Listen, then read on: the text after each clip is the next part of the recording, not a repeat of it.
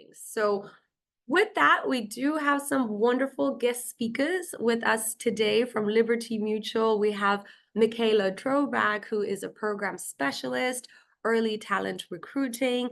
We have Brendan Stam with us, who is a senior early talent recruiter focused on the actuarial side. And with that, Michaela, I will turn it over to you to share your screen and to jump into it.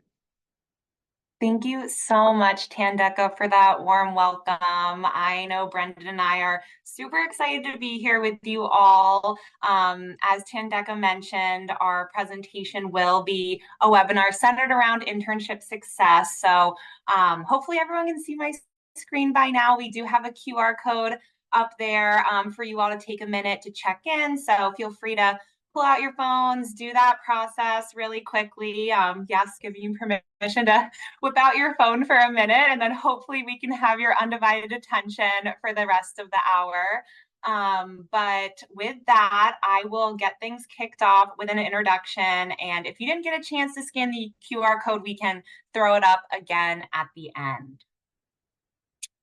Okay, so just to give a bit more of a formal introduction, my name is Michaela Drobak, and I'm a program specialist here at Liberty Mutual on specifically our early talent programs team. So we love that this webinar is centered around the high school, undergraduate, early career population and audience, because that's our specialty area among our team. And so my role specifically, I get to work hand in hand with a team that really executes the internship experience at Liberty. So we want you to be fully prepared from your first day to your last day and keeping in touch with you throughout the school year.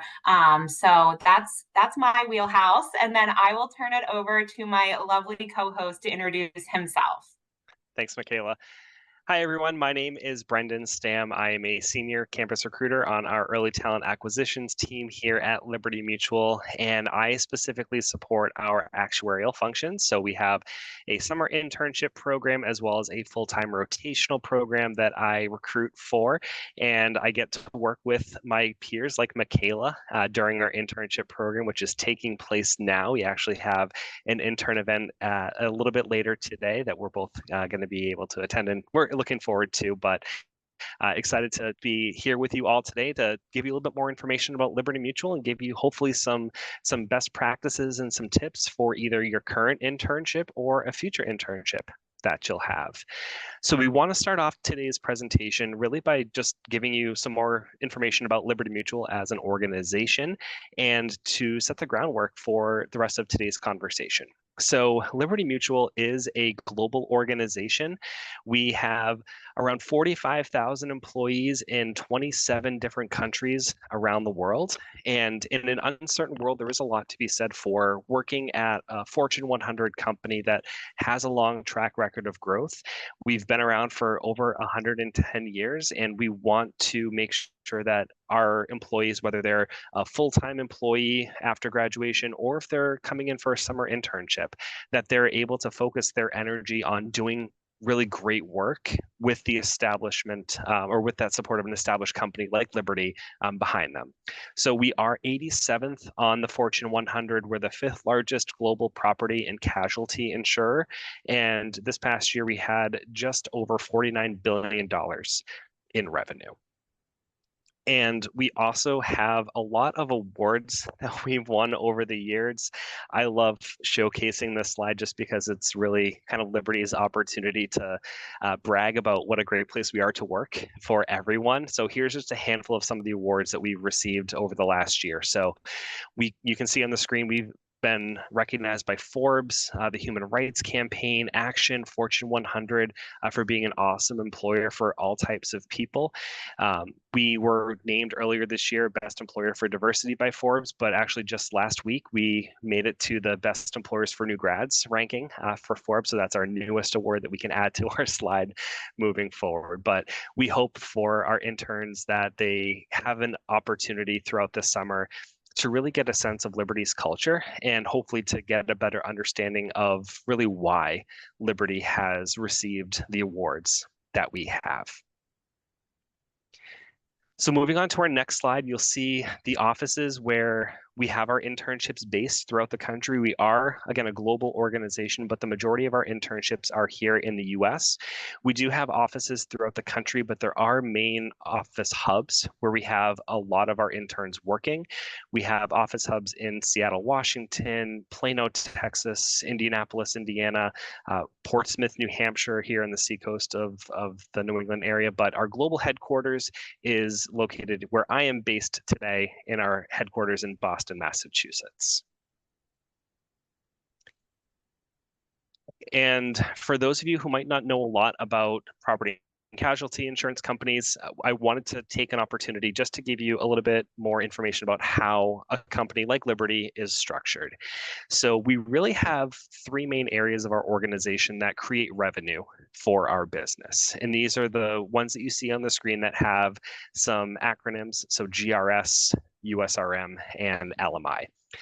GRS, or Global Risk Solutions, this is really more of like our commercial lines of insurance. So within GRS, we offer a wide array of property casualty insurance, reinsurance, both here in the US as well as globally.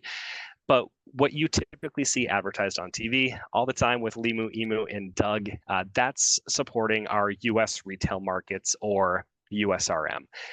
USRM is really more our personal lines of insurance, some small business lines as well. But these are your traditional homeowners policies, renter policies, auto policies. And again, that's what you see advertised with Limu, Emu, and Doug on TV.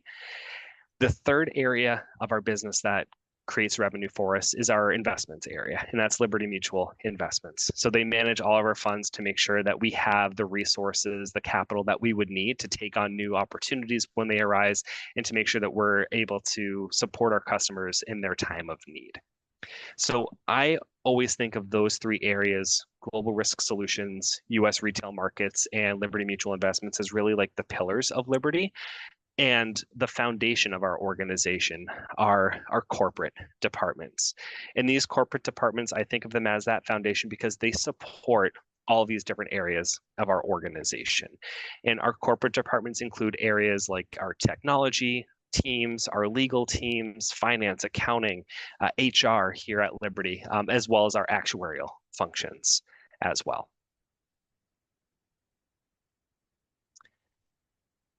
But when it comes to working at Liberty, there's a lot of things that we really want to stress to all of our incoming hires that they know about.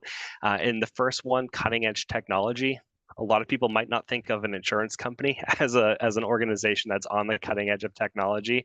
But one of the fun facts about Liberty is we actually have an innovation hub, an incubator here at the organization called Solaria Labs that does a lot of really cool work with cutting edge technology. We are an innovative organization that is part of our DNA. We're also an organization that's really collaborative and inclusive.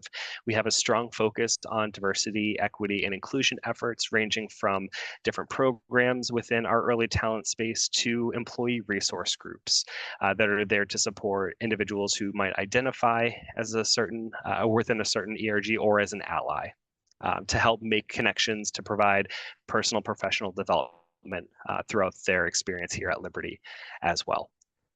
Liberty also is really focused on your individual development, your career mobility. We look at your career trajectory not as a traditional ladder, although that might be the case for some people, but taking a really broad view. We see a lot of people taking roles and going in a lot of different directions within their career here at Liberty. So while some people might stay in the same type of role and just move up in grade levels, take on more responsibilities, become a people leader at some point, we know that that might not be the path that everyone wants to take. So we encourage all of our employees, all of our people leaders to have those conversations together to make sure that as an employee, you are taking ownership of your career, you're getting the support for your development, and you're able to take those opportunities when they arise. We also want to focus on work-life balance. We want to make sure that you have an opportunity to have a personal life outside of your 9-to-5 job. And Liberty is really focused also on competitive compensation. We want to make sure that as an employee, as an intern, that you're rewarded for the hard work that you put forward every day. And the last thing that we'll just highlight before we get into our internship success tips and tricks is a little bit about the different roles that we have available for our early talent programs. So although we are an insurance company, we have some of those traditional insurance type roles like actuarial, claims, underwriting. We also have a lot of other positions within our analytics functions, finance and accounting roles. We have sales. We have a huge technology team here at Liberty as well. We have internships available in most of these areas that you see on the screen. We also have full-time programs for you. So if you're going to be graduating in the next year, be on the lookout. We post all of our positions for the most part in September. So we really try and follow that academic timeline. So at the start of the fall semester, that's when you'll start to see a lot of our internships and full-time positions posted for starts in the summer of 2025. So I see in the chat that Tandeka has shared my LinkedIn, Michaela's LinkedIn. If you have any questions, if there's roles that you might be interested in later on, feel free to connect with us. We'd be happy to share more information over the summer as those roles begin to get posted at the end of August, beginning of September. But that's kind of Liberty from a very high level. I want to turn it at this point over to Michaela to start talking about your internship experience. Thank you so much, Brendan. I always love those overviews because it makes me so proud of where we work, especially the accolades and awards slide. But as Brendan mentioned, we are here to help you. So the rest of our time is going to be spent on internship success.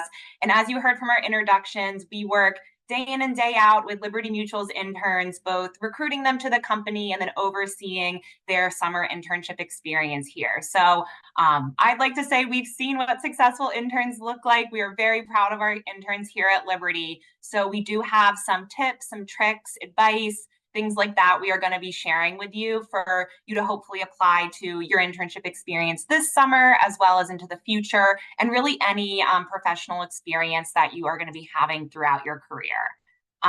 So with that, we're going to get started with some discussion. So I know I've seen the chat, a lot of introductions, LinkedIn's being shared. So hopefully everyone is in the mood to interact and participate. So we're going to do a quick pulse check to start things off. So we have a couple of questions. We'd love to see more comments in the chat. If you're willing to engage with us in a conversation, please feel free to raise your hand like Tandeka mentioned. We'll be keeping an eye on that. So to start off, we'd love to hear from you. Who has had a corporate work experience before? I see Jada's hands is actually physically raised, so I'm going to go with Jada, but I did see a virtual hand being raised also. But Jada, please share your corporate experience. Yes, I've had a couple different corporate experiences. My first experience was actually at a lottery. And then my second experience was working at Goldman Sachs.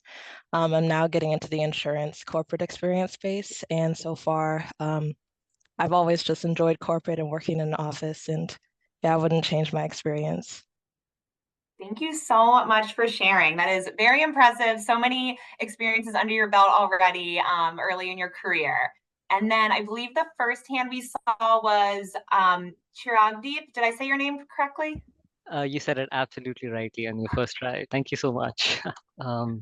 Yeah, I used to work with Infosys, which is an IT consulting company. And I'm based out of Canada. So we have a big bank here called CIBC.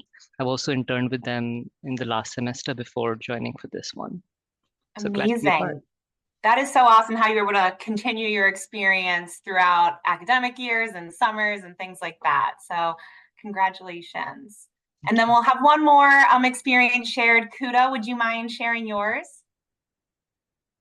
My name is Kuda. I actually interned with Liberty Mutual Insurance last summer in Boston. So I'm happy to see Brandon, see you, Michaela here, which was a great experience. So if anybody is interested in P&C actuarial roles, I would recommend to go to Liberty. They are such a great company. So yeah. Kuda, that was like we planned that, but we did not. Thank you so much, everyone, for sharing those personal experiences. So now that we've kind of talked about where people have been coming from, the next thing we wanted to pulse on was what was the biggest challenge that you had adapting to that first experience you had in the corporate world? Like I said, feel free to drop any comments in the chat. If anyone does want to share with us off of mute, we are all ears.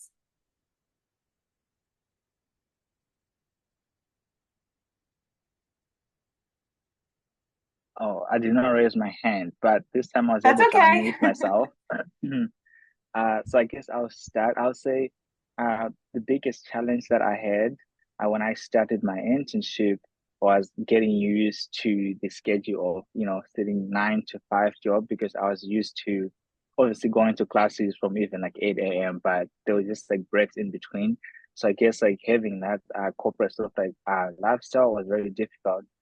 However, one advantage that I had is that I had a mentor that we used to call a buddy. So he would, I would sit down with him, grab lunch with him, and he would sort of like tell him his day to day. And so I would see how he would work, going to work, taking some breaks, maybe a water break or a snack break, and then also doing like workouts after work and things like that.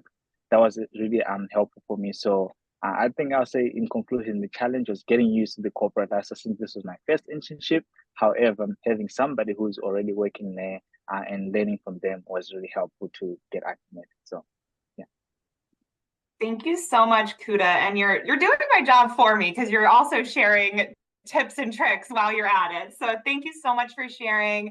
I also see a hand raised from Jackson. Would you mind sharing your challenge or obstacle?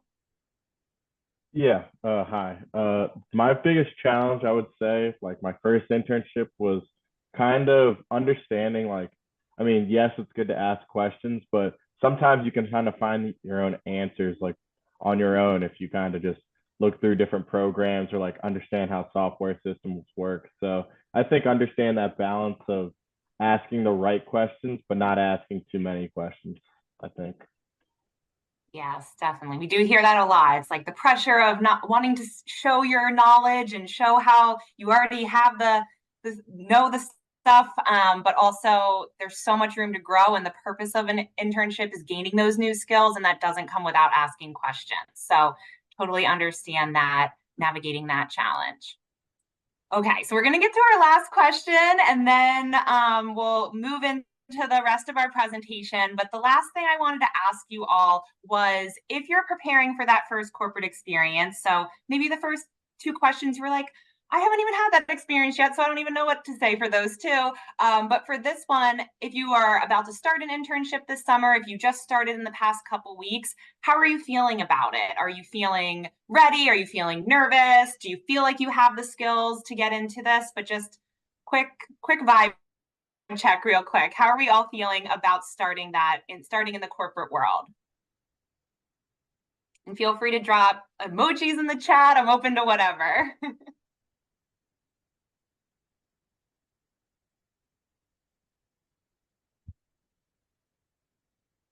I know, Michaela, while we're waiting for folks to put some things in the chat, I was terrified. I was so nervous before my first corporate experience. I don't know how you felt, but the nerves were definitely there for me.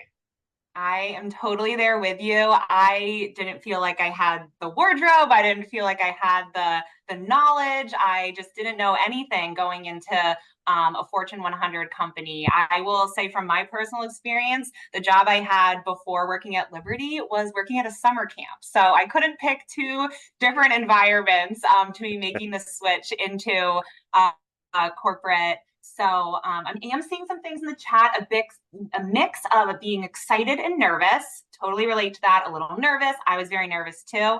Okay, so with that, wherever you're coming from, no matter what experience level you've had before joining this call here today, or how you're feeling about starting an internship or hopefully having one in the future, we have your back. And so we're going to be now sharing some tips, tricks, resources, scenarios, all that good stuff to make sure you feel empowered and prepared leaving this session.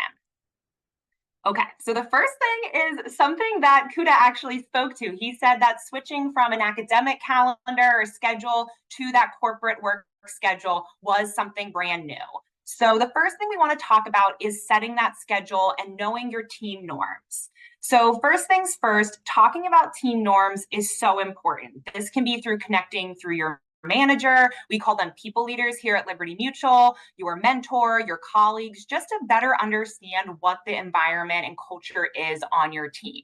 So an example of a team norm could be, what is the team dress code? Does it differ if you are working in the office that day or if you are joining hybrid from your home work location?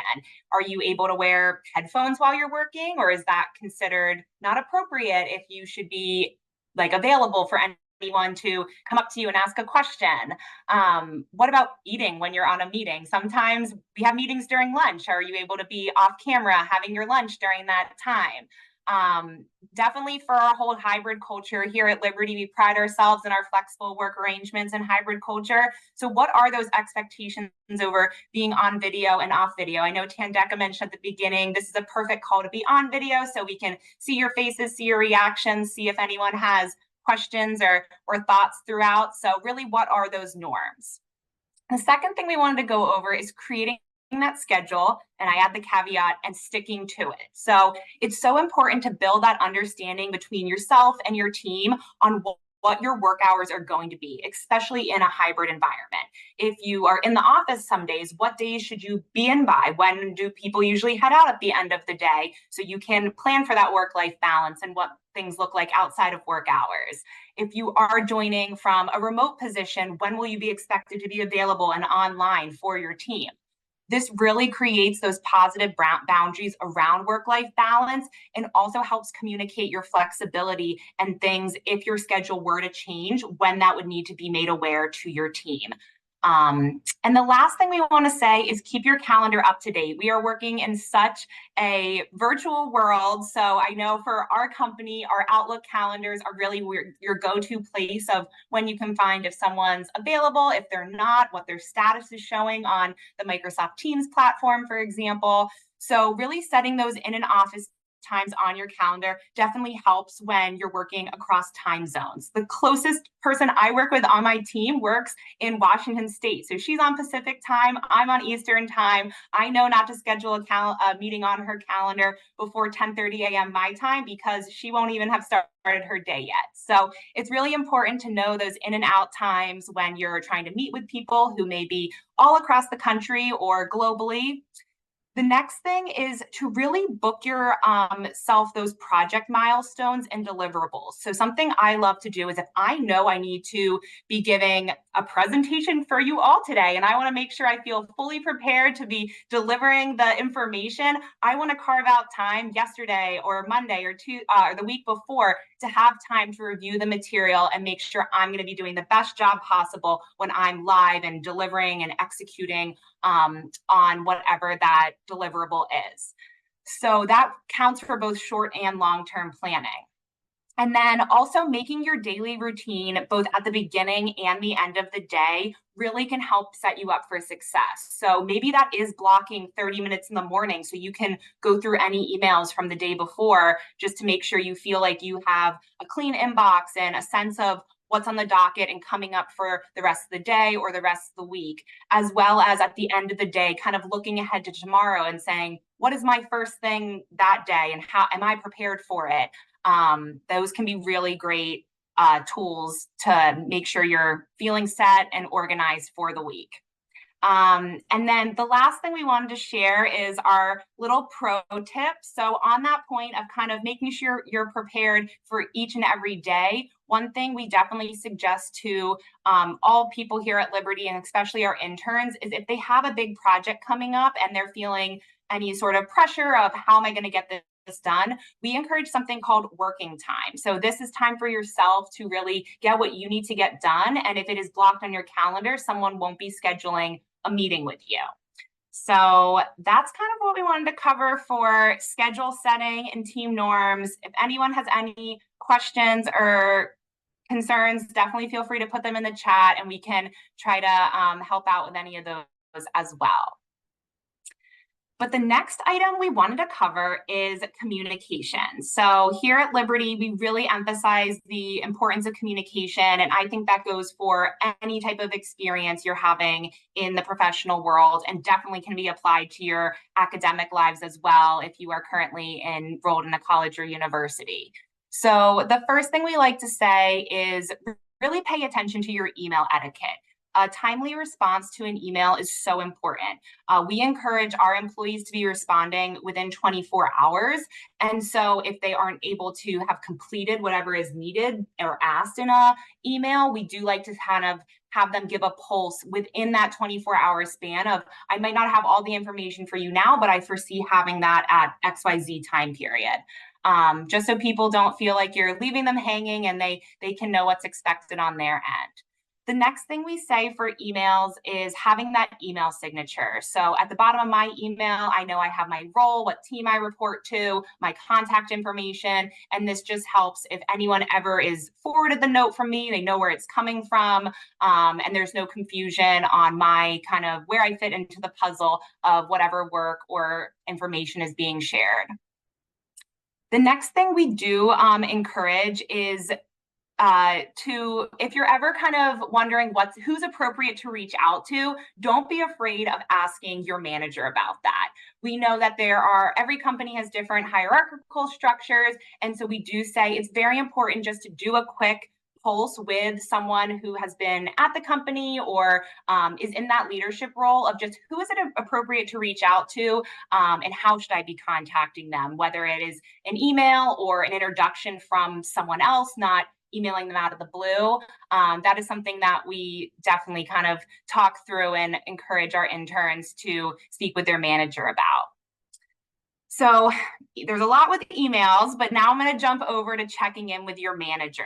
We like to say that your manager is, and like I said at Liberty, we call them people leaders. I do believe manager is a much more common term though, so I'll stick to using that. But having that open dialogue and lines of communication really, really drives your experience at the company. It's important to have that open dialogue so you can feel comfortable raising questions, concerns, keeping them updated on your project work, your capacity, and receiving feedback. If you don't have that level of comfortability and understanding, it might be really hard to receive feedback or ask for suggestions for improvement or things like that. So really having standardized time, whether it's a weekly or bi-weekly check-in, can enforce that relationship with the manager. And then the last aspect of communication we want to touch on is just using communication channels appropriately. So I know different companies use Microsoft Teams or Zoom or Slack, and these are all excellent tools. But it is important to keep community guidelines in place, whether you're posting to channels or responding to comments or threads. We also say when you're on meetings, just to keep yourself muted at all times unless you are going to be speaking. You never want to be the person that some sound is coming from. And then the last thing we wanted to share just on our communications slide is something I beat myself to mentioning, but on that thread of meeting with your manager, we do encourage those regularly scheduled one-on-ones. If it's already built into your calendar, there's no uncomfortability about having to put something on someone's calendar or seeming like it's a big deal. It's already woven into your week. Okay, enough hearing from me. We are going to move on to our first scenario. Oh, I actually see a hand. Chiragdeep, do you want to ask a question? Yeah, just quick question. How frequently do you recommend meeting with the manager for a one-on-one? Yeah, that's an excellent question. I hate giving the answer, like it might depend by company or company norms, but I strongly recommend once a week. I think so much can happen in that 5-day span that having 30, 45 minutes, whatever is an appropriate time on their calendar to check in is so, so important. I feel like some teams may do bi-weekly, but having that weekly touch point, I think, is so important, especially in an internship experience that might only be like 10 to 11, 12 weeks, that might only be meeting 11 times. So I do think a once a week minimum is at least what at Liberty we recommend and kind of suggest for all of our managers when they're coordinating schedules. Perfect. Thank you so much. You're more than welcome. Okay, So like I said, we're now going to jump into our first scenario. So it's on addressing capacity, and I'm going to throw up on the slide the situation. So you're feeling at capacity with your work, so like you can't take on anything else. There's no room for anything else in your week, but you're unsure of how to prioritize the responsibilities and assignments that have been given to you. So how would you approach the situation? Feel free to add a comment in the chat or share with myself and Brendan.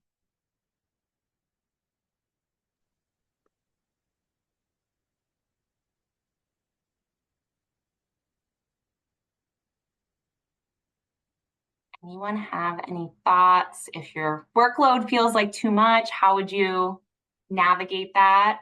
I see a hand from Kuda. Yes, I will try. I think that I would talk to my manager and ask which of the tasks are important that I can do first. And then once I have figured out the important ones, and then I can put priority on those and then try to do the rest as I get more time. Thank you. Awesome. And Michaela, we've got some ideas and recommendations in the chat too. So one of the ideas is to possibly try to catch up on some work from home. Or another idea was to communicate with your manager which task is more important and to try to manage your time for each task. So very similar to what Kuda had recommended. We've got some more talking with your manager, since that's their role. Part of their job is to help you and to give tips on time management as an intern manager. And then Anna had recommended trying to separate work time on their calendar for different assignments and prioritizing the most important ones first. Thanks, Brendan. I see some thumbs up on those, cheering their peers on the call. Thanks, everyone.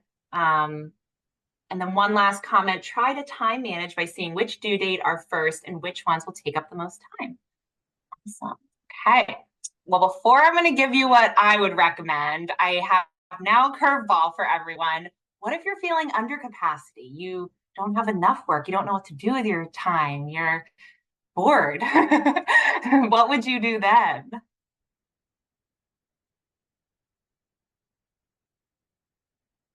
Ask your manager for more work. Ask the manager what they're doing and see if you can support them. Yep. Awesome.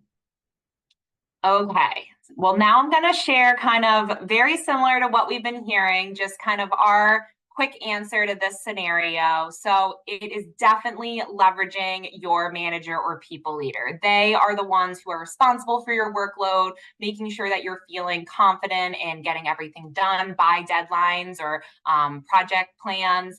So really leverage those meetings, whether they are once a week or you need to schedule ad hoc time to check in on your capacity. Something that I've had on all my one-on-ones with my manager is kind of like a gauge of how far to 100% I'm feeling. And then sometimes it even bumps over to 110% if things are super crazy. But that's just a great visual way to show that I am definitely at capacity and cannot take on any more work, or I'm only at 40%. Like, who needs help? What else is out there? How can I kind of build up what I'm working on this week? So I definitely think that manager relationship and just making sure that they're completely tuned in on what your workload looks like is key. That could be talking through your current projects and really identifying if there are issues or roadblocks that have come up that have kind of made something be extended or couldn't get accomplished on time, or required kind of tangential work that you didn't expect. And then really utilizing here at Liberty, we do try our very best to make sure people have such a well-rounded support system. So whether that's a mentor or recruiter like Brendan, they're always there to bounce ideas off of if you're feeling like the discussions with your manager aren't going anywhere, so that you do have kind of secondary levels to turn to. So I'm going to throw up our example of how this could be started in a conversation. So you could come to your manager and say, here are the projects and assignments I'm currently working on, but I'm unsure of what to prioritize in my current capacity. What would you recommend I should focus my efforts on? So I think we saw something super similar in the chat. So some of you are already on top of it, but really that time management and prioritization skills really come into play when you're at capacity or under capacity. Okay, next we're going to talk a little bit about policy, presence, and practicing inclusion. We use alliteration on this slide if you can't tell. So the first thing we want to go over is being present during your meetings. So I know we've all, or potentially all of us on the call, have experienced some sort of hybrid or remote work style. And in those calls, we really want to make sure you're getting the most out of it. Whether it's in person, we want to make, or online, we want to make sure you're able to participate in the conversation, you're taking notes in an appropriate way, whether that's on a computer or on a notepad, and really not engaging in any side conversations and just dedicating that time to the task at hand. It's really important to avoid distractions like looking at your phone or your smartwatch during calls. I think the do not disturb feature is so helpful now that if you do have an iPhone on the call. So really being present in whatever type of meeting you are going to be in. The next thing we wanted to emphasize is practicing inclusion. We encourage you to bring your authentic self to work so others can feel comfortable doing the same thing. And that helps foster a respectful and inclusive collaboration amongst your team and with anyone you may be interacting with at the company. Another thing we encourage you to ask yourself is, am I practicing inclusion? To check in on your unconscious biases and see if there are any resources out there, if you feel like you have room to grow in your DEI journey, which I know I do, we all do. So that is a great way to continue to practice inclusion and encourage yourself to grow. I will say that the DEI office at Liberty really puts out these robust resources that we call our guidelines for inclusion. And something we love to do if we're ever going into a meeting that might be a tough conversation or a sensitive topic is we bring up those guidelines for conclusion right at the top. So we can all, like top of the call, so we can all level set and really have that framework going into the discussion that we're about to engage in. The last thing I wanted to share on this topic is understanding your company's practices and policies. So something we encourage right during the first week is to review that employee handbook, which would reference policies such as social media use, performance expectations, time away from work, which could be flexible time off or paid time off, and so much more. I know those can be lengthy, but really understanding the policies and procedures and expectations of you as an employee can help avoid any situations throughout your time with that employer. And our pro tip for this slide is equity and inclusion in the workplace is all of our responsibilities. So really seeking out those resources and trainings, whether it's tools provided by your DEI office, something you're going to pursue independently, that can really help you just in your overall growth and professional development. Okay, I think this is, we have 2 more topics to cover. So the next one is be proactive and have a growth mindset. So on this topic, we feel that just being a sponge basically and soaking in all the information you can through observing, thoughtful questions, learning from mentors or those around you is such a key way to really emphasize your growth throughout an internship experience. So that could be taking note of how more tenured professionals on your team are approaching their work, how someone may be running a meeting, how they're preparing for interacting with a client or a business conversation, or even just modeling how emails are sent, something as simple as that. So really just observing and soaking things in, give you a better understanding of what the expectations will be for you and give you insight into something that you may have never experienced before. The second thing is seeking out those learning opportunities. So as you may be taking on more responsibility in your role, once you've moved past onboarding in your internship, you will then start to develop and enhance your skills. So having that growth mindset and demonstrating your eagerness to learn and contribute is so important when asking for additional responsibility. You will definitely be seen as someone who's open to absorbing that information, and really whatever comes their way is up for the challenge. So that could be a new project, a job shadow, just something to honestly make the most of your experience, because you never know if you could find something you fall in love with, or you may find something that you know you don't want to pursue. And that is also very helpful to kind of narrow down what you see for yourself in the future in your career. And the last thing is something I talked about earlier, and I think it's so important. It's asking for feedback. It is such a sign that you are willing to step out of your comfort zone and grow if you are willing and show your commitment to that continuous improvement and furthering your professional development. And that can come from asking for feedback. It really is that check-in on what you're doing well and what areas of opportunity you have.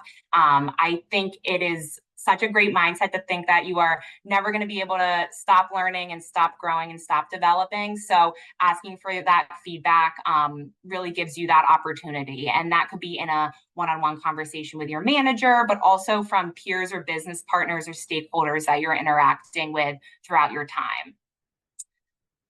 And so our pro tip here is think about your development in terms of short-term and long-term goals. Document not just what you want to achieve, but how you plan to achieve it. I'm actually going to give an add-on to this is something that I've learned from mentors in my life is to really keep a track record of anytime you're receiving those kind of like, what's it called? Like, we call them shine here at Liberty, but basically recognition from anyone that you are working with, because it's so important to kind of have a track record of what you've accomplished, when it's been recognized, if there are things that you are really proud of that you want to kind of add to any sort of accolades list or resume. I think that can really help shape just your future goals by looking back on what you have already accomplished. So the last slide I'm going to share with you all is on building and utilizing your network. So the different buckets we wanted to share here are, first of all, joining professional groups. So we like to say here at Liberty that you have your day job. So my day job is being a program specialist on the early talent team. But here at such a large company, there's so many opportunities for me to get involved in things just outside of what I do within our sphere. I've been supported by Liberty Mutual to join HR groups. Some of our employee resource groups at the company have sponsored people to take part in different professional development conferences and things like that. I've definitely benefited from it. So joining those professional groups can definitely offer you a broader community in a field that you're interested in, as well as mentorship opportunities. The second thing that we like to say is utilize your mentor. There are so many people out there who have so much wisdom, and it may be through a former mentorship program that your company provides or an unofficial mentor, someone you just really vibe with and get along with well, or who you see yourself hoping to strive for something that they have worked towards in the future. They can offer such a great perspective and advice and really champion you as you're trying to work towards your future goals. They're also a great place to go for, like we said earlier, sometimes it's like daunting of which questions should I be asking, who should I be asking them. If you have that comfortability level with your mentor, they are such a great resource for any question, big or small, and can really offer advice on decisions you're trying to make, or kind of as you're navigating any kind of roadblocks or things you're trying to kind of sort out. And the last thing is connecting with your colleagues. You will meet so many people throughout whatever experience you have. So it's so important to follow through on those introductions, whether it's sending the connect on LinkedIn, setting up a coffee chat to have a follow-up conversation. Both of those ways just really reinforce networking and the relationships that you're going to be building. Another thing that we love to host at our company is different company events. So that could be hosted by an employee resource group. As Brendan mentioned, we have a sponsoring event for our summer interns this summer, specifically designed for them to network with one another. But really just, even if it seems like, oh my gosh, I'm not going to know anyone there, you can go and leave with someone new that you do know. So we really encourage you to take advantage of anything that is being hosted or put on for your sake. And then we do think just, oh, I didn't throw up on the slide. For our pro tip for this slide, we want to say that these work relationships are a two-way street. So you can't expect someone to constantly be putting the meetings on your calendar, or you can't just expect like when you need something at the drop of the hat, the person's going to be able to pick up the phone and help you out. You really need to put in what you want to get out. So think of it as a two-way street. You can get out of these these professional relationships that you're building, what you put in. So being proactive and maintaining the connections, so no one ever feels like you're just going to them when there's an emergency or something like that. Okay. Brendan, I think I'm going to stop and take a drink of water. It's off to you, right, Yes. for this slide? It is. Thank you, Michaela. I'm gonna bring it home for us today. So now that we've given you a lot of these recommendations, tips, tricks, we wanted to end the workshop today with another scenario, and that's looking at how you might go about seeking out a learning opportunity in your internship. So let's say that you're looking to improve your analytical skill set. How do you approach achieving this development goal that you've set out for yourself? So similar to what we've done earlier, feel free to raise your hand, feel free to put your thoughts or your ideas in the chat. But how do you go about achieving that goal?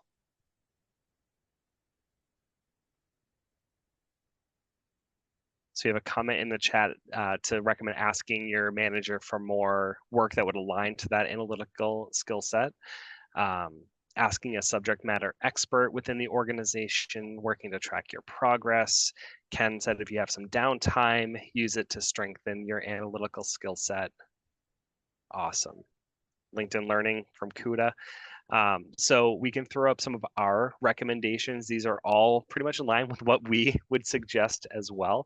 But one of the things that as an intern you should have access to in your internship are some of the internal resources that are available for employees to upskill, to learn, and to pursue those professional development goals that they may have. So whether it's LinkedIn Learning, like Huda had mentioned, YouTube videos that you can watch, there's a lot of actually some really good resources on TikTok as well.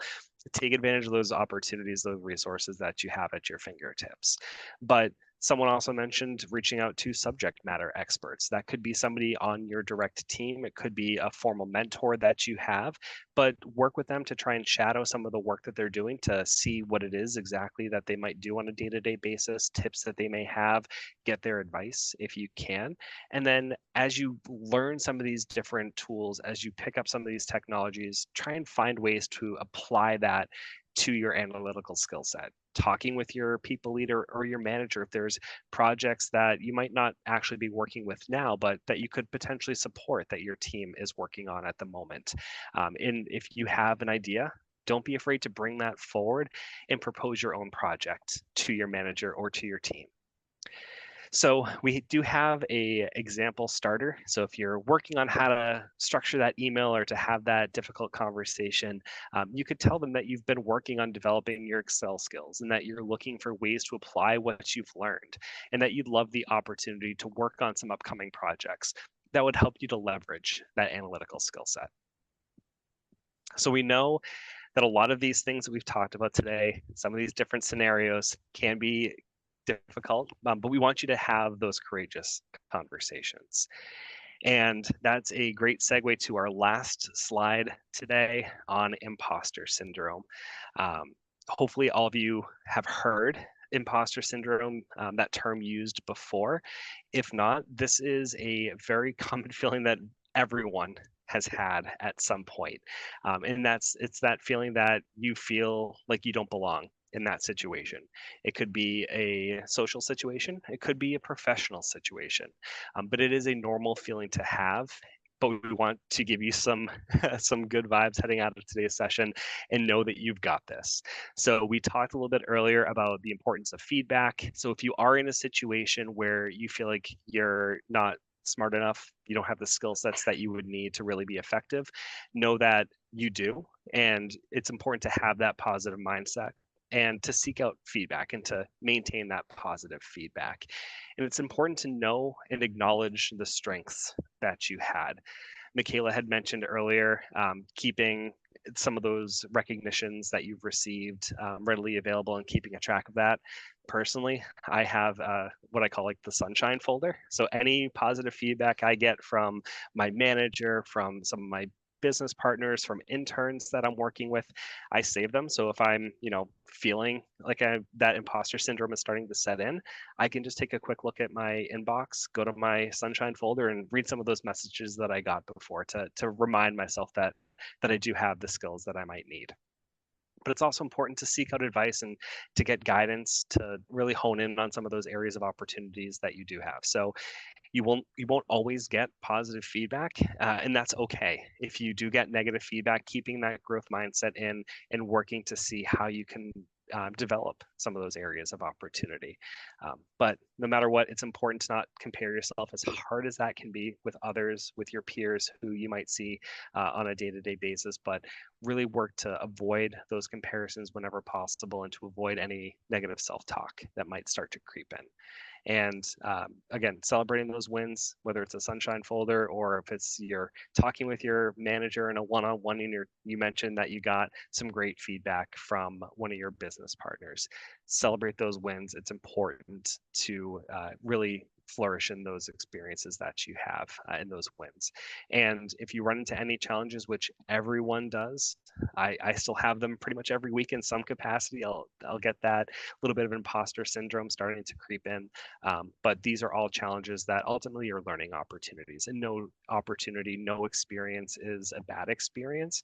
It might seem bad in the moment, but give it some time, and you'll be able to see how that really has bettered your experience and how you've been able to grow beyond that. So with that being said, we wanted to turn it over to all of you who are here today to answer any questions that you might have. And again, if you joined and you didn't get a chance at the start of our session to scan that QR code to log in to today's session, we do have that QR code here again for you. So if you did not already take that, grab your phone, scan that QR code, and you can check into today's workshop. But feel free to come off of mute, throw some questions in the chat. Michaela and I would love to answer anything that is top of mind for you based on the session today. Oh, Kuda's got a Kuda, question. go for it, ahead. Kuda. Oh, thank you. My question was going to be, you've given us so much advice on, how we can conduct ourselves during the internship. And obviously, first impressions are good. And during the course of 10 weeks, I would have done a lot of things. And so to conclude my internship, how would you recommend me to finish my internship so that I am memorable, and maybe be able to, keep those connections and maybe get a return offer in the future for like a full-time role or even another internship? So how do I finish that internship and make myself memorable? So Michaela, I can take the lead on that if that is okay with you. So I think one of the important things, and we talked, someone had a question at the start about how often we should look to meet with our managers in like those formal one-on-one settings. So ideally, you're meeting every week. Some of our interns meet more frequently than that, to have maybe 2 meetings every week that they have set in their calendars, that they know every Monday and Thursday, or whatever it might be, that they have this set time that they can connect with their managers. But use those structured meetings to talk about your performance throughout the summer. As an intern, you should be looking at having some goals set for yourself, or maybe that your manager is going to provide you, that you're going to work towards throughout the summer. So it's important to use those meetings as opportunities to see where you might be doing things really well. If there's areas of opportunity, that really throughout the internship. So if you take ownership of your goals and how you're working towards what objectives your manager might have for you, that is one of the easiest ways to show how driven and how motivated you are as an intern when it comes to the work piece. But also when it comes to more of that networking piece with your mentor or with informal mentors or other interns that you've connected with, taking time before you enter internship to have some of those kind of like final conversations while you're in that internship, to just thank them for their time. Maybe you can highlight some of the things that you learned from them throughout the summer that you spent meeting with them, but also ask them to stay connected following your internship, because you don't want the end of that internship necessarily to be the end of that connection that you've made with them. You've invested so much time to cultivate that relationship. Ideally, you want to have that continue post internship. And again, to your point, Kuda, like when it comes to the return offers, regardless of that return offer, that's a relationship that's going to hopefully sustain you for the rest of your career.